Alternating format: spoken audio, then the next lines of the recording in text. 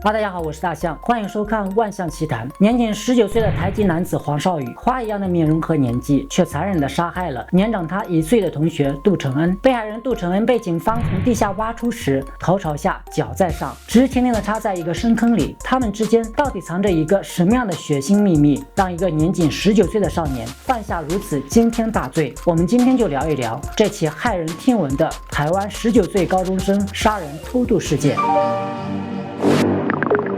2008年9月29日，金门海巡队队员抓到一名大胆的少年，竟然从金门搭渔船要前往大陆，供称要去大陆找他表哥。问你今天为什么搭大陆机？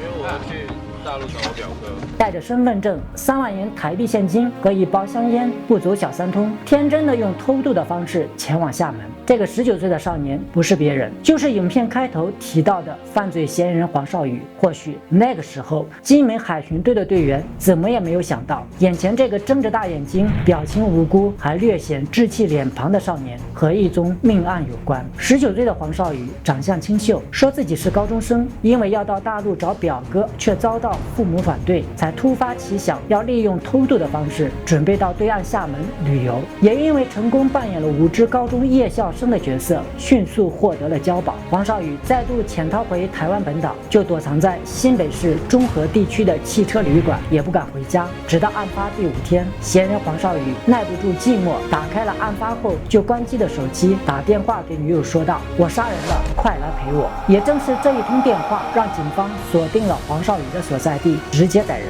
时任西直分局侦查队队长李景煌回忆说，黄姓少年非常狡猾、冷静、冷血、胆大妄为，在汽车旅馆被抓获时大喊冤枉。我年纪这么小，我不可能做出这种事情，好不好？我自己很害怕，我怕被他搞那个。称自己只是一个高中生，哪有胆去杀人啊？表现得相当无辜。那么长相帅气、身高1.9米的黄少宇，为什么要杀害被害人杜承恩？他们之间到底发生了什么样的不为人知的秘密呢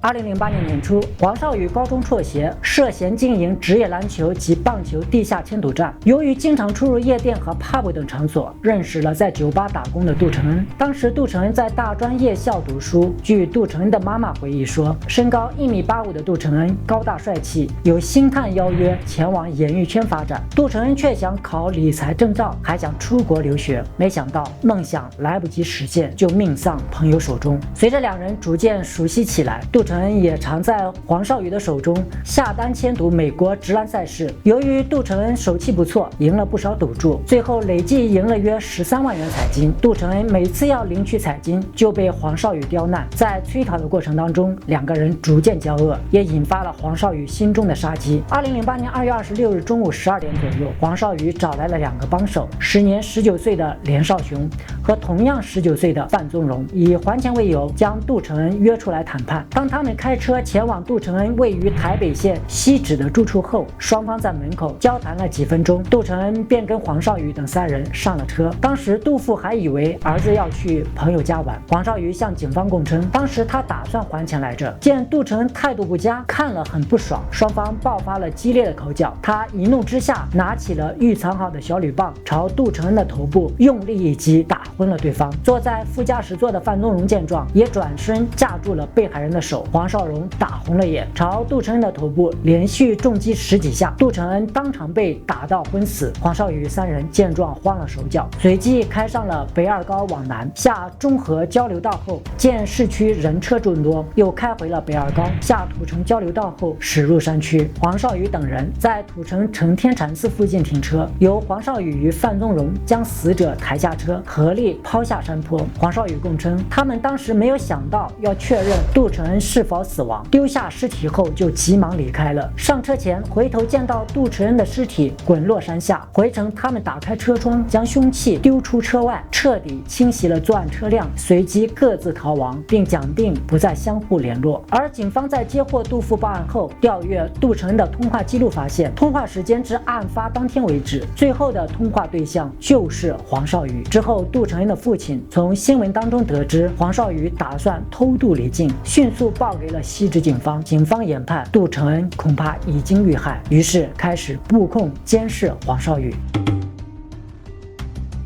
2008年3月3日凌晨，躲在汽车旅馆内的黄少宇，因为一通打给前女友的电话，被警方布控抓捕。被警方抓捕的黄少宇起初坚称自己当时打电话给杜承恩，只是在车上聊了会儿天，之后便就下车了。在警方高压审讯下，装无辜耗了好几个小时之后，黄少宇终于承认杀人抛尸，假装配合警方到山区去寻找杜承恩的尸体，但其实是故意要耍的警方团团转，冷眼看着他们像一群无头苍蝇。黄少宇供称，当天就开车在台北县土城山区，在一个转弯处将死者推下山谷弃尸，但警方动员了几十个人搜山，翻遍整座山头，手脚沾满了黄泥，还烧纸钱祈求顺利，却是一无所获。黄少宇这个时候又改口说他记错了，好像是在三峡附近。警方前后在山路绕了300多公里，疲于奔命，这才知道被这个少年整整甩了2天。时任西直分局分队长严悟坤，我们找得很辛苦，我们爬到山底下，爬到小溪里面，然后再爬上来，每个人都累得满身大汗。我们那时当然心里很是不爽，你都骗我们啊！我们也有讲一些重话，说你再这样骗下去的话，我们要报告检察官哦，说你不老实，你杀了人又不交出来。就连一开始供出的犯案车辆喜美轿车，也是他故意在误导警方，上头的血迹和棍棒根本和这个案件没有半点关系，让警方白忙活了一场。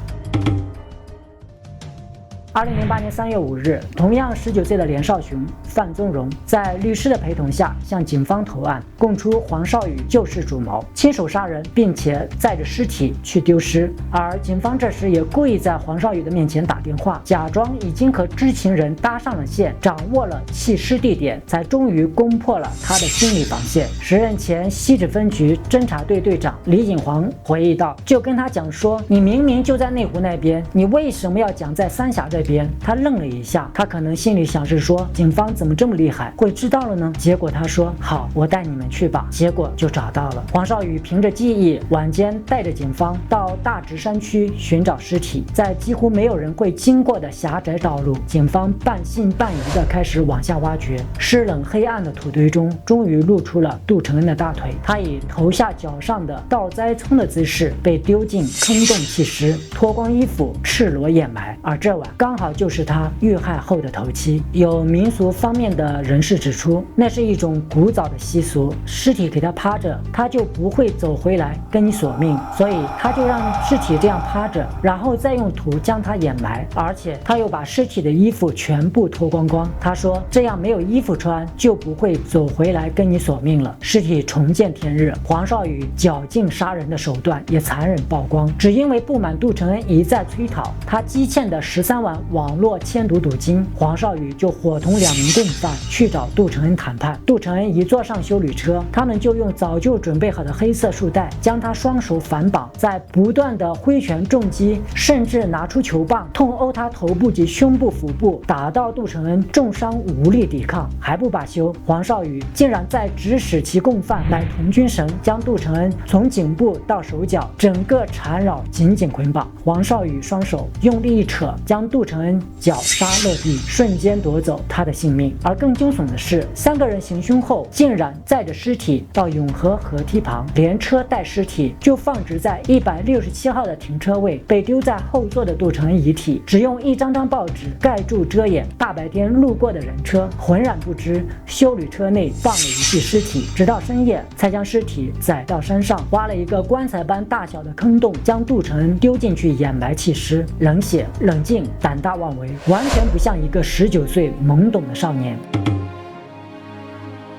2008年5月，案发2个月后，黄少宇、连少雄、范宗荣3人被检察机关以杀人、弃尸等罪进行起诉。当年年底，一审法院宣判，黄少宇判处无期徒刑，连少雄跟范宗荣则分别判处13年6个月以及13年有期徒刑。3个人不服上诉，2审依旧维持了原判。而尽管犯下了杀人重罪，少年仍然不知悔改。上午在听完宣判后，还气愤地向母亲说道：“法院乱判。”一旁的母亲听到只能哭红双眼，苦苦哀求宝贝儿子能够多听话一点。黄少宇3人不服判决，继续上诉。2011年2月25日，也就是案发的3周年的前一天，最高法院宣判连少雄、范宗荣减惩12年有期徒刑，黄少宇维持无期徒刑的原判。3审终结，19岁。